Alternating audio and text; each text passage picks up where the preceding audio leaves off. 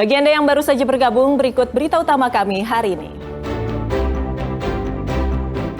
Hingga Kamis siang, korban meninggal akibat ambruknya musola pesantren Al-Khozini bertambah menjadi 5 orang.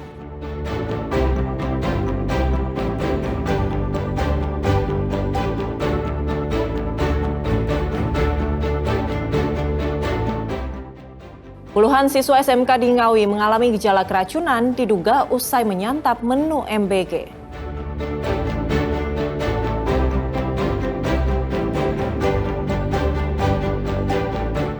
Tiga rumah warga, 1 sekolah dan 1 pesantren di Jember rusak akibat terdampak gempa magnitudo 6,5 di Sumeneb.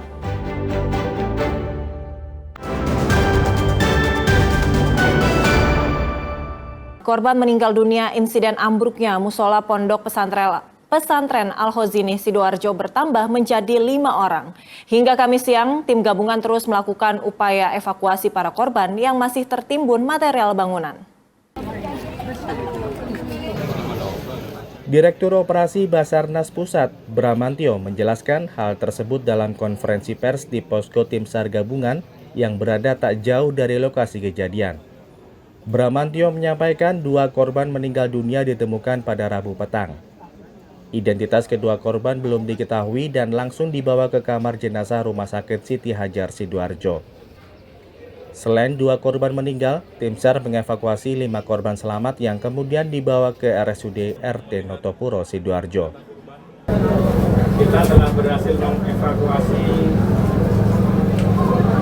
7 korban dengan rincian 5 selamat dan 2 dalam kondisi meninggal.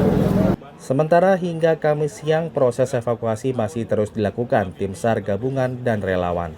Meski demikian, Basarnas belum bisa memastikan berapa total korban yang masih tertimbun material bangunan yang ambruk. Tim SAR masih harus menyesuaikan dan memverifikasi sejumlah data dengan Pusdalop Pusat serta pihak pondok pesantren.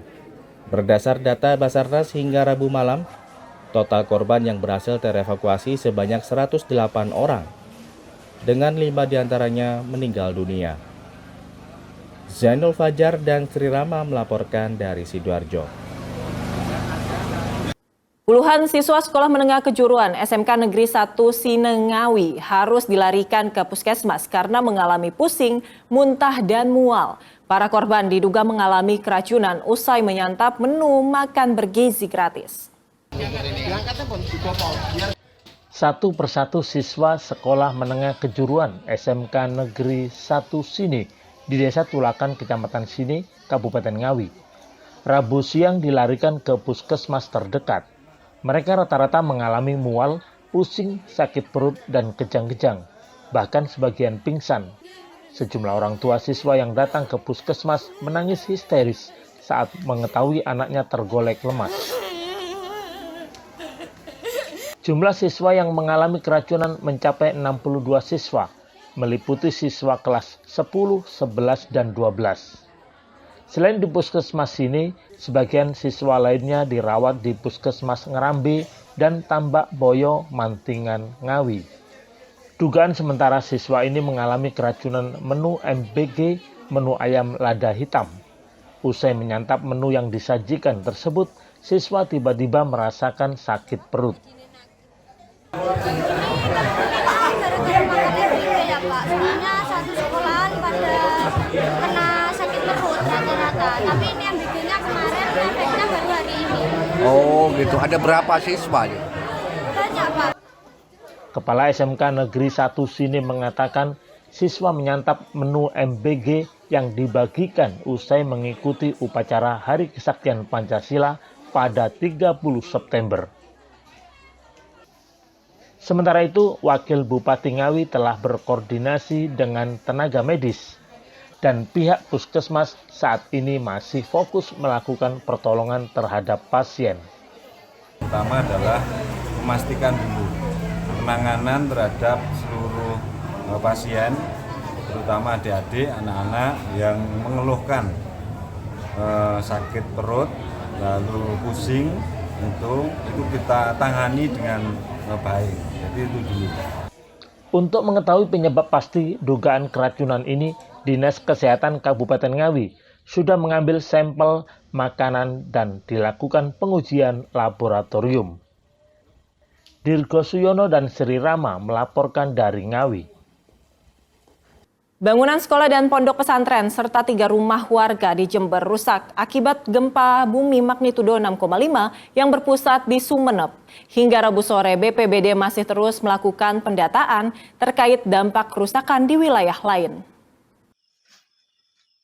Kamera amatir merekam beberapa saat setelah dinding rumah warga di Desa Panduman, Kecamatan Jelbuk, Jember, ambruk usai gempa bumi yang terjadi Selasa tengah malam.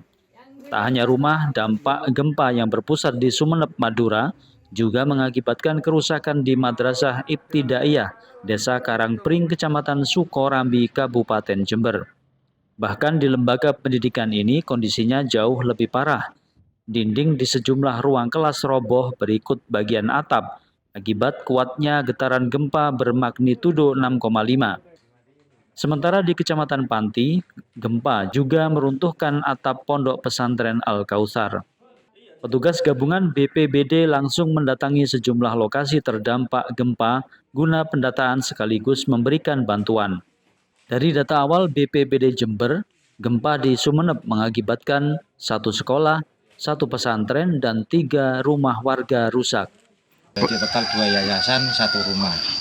Kondisi kerusakan seperti apa, Pak? Kondisi kerusakan yang pondok pesantren rusak ringan, yang di MI rusak sedang. Kita belum asesmen yang di Sukorambi, yang di Karangpring, sama yang di Sumber Candi. Yang kita kasih bantuan masih 1 yang di Sumbersari, Dusun Sumbersari, Kecamatan Desa Kemuning Sarilor, Kecamatan Panti. Hingga kini BPBD Jember masih terus melakukan pendataan terkait dampak gempa yang tersebar di sejumlah titik. Tommy Skandar dan Sri Rama melaporkan dari Jember. Eskalasi bencana di Indonesia meningkat setiap tahun. Badan Nasional Penanggulangan Bencana atau BNPB menyebutkan saat ini seluruh wilayah Indonesia memiliki potensi bencana alam maupun non-alam.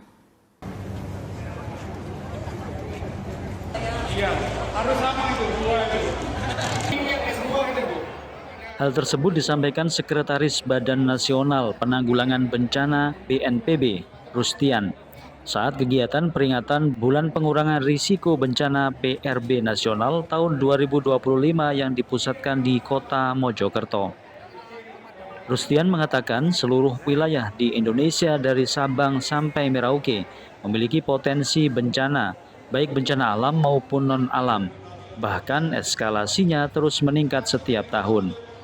Hal ini berdasarkan peta rawan bencana BNPB yang sebelumnya 3 kategori, sekarang menyisakan 2 kategori, yakni bencana rawan tinggi dan rawan sedang.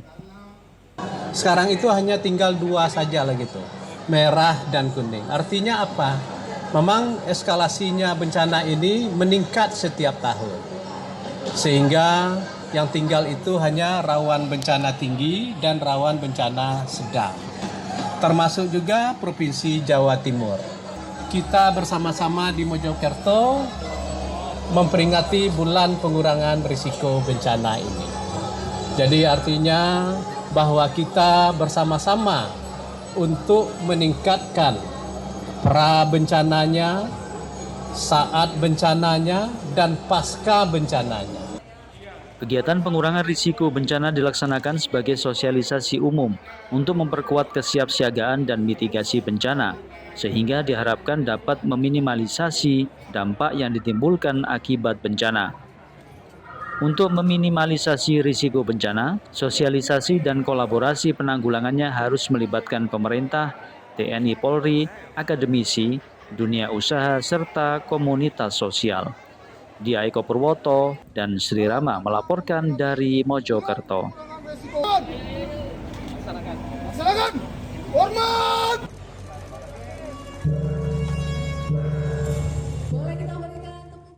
Ya, informasi tadi mengakhiri jumpa kita di Berita Jawa Timur. Jangan lupa pastikan Anda subscribe channel YouTube Liputan 6 SCTV Daerah. Atas nama rekan yang bertugas, saya Agisa Febila mengucapkan terima kasih atas perhatian dan kebersamaan Anda. Selamat beraktivitas dan sampai jumpa.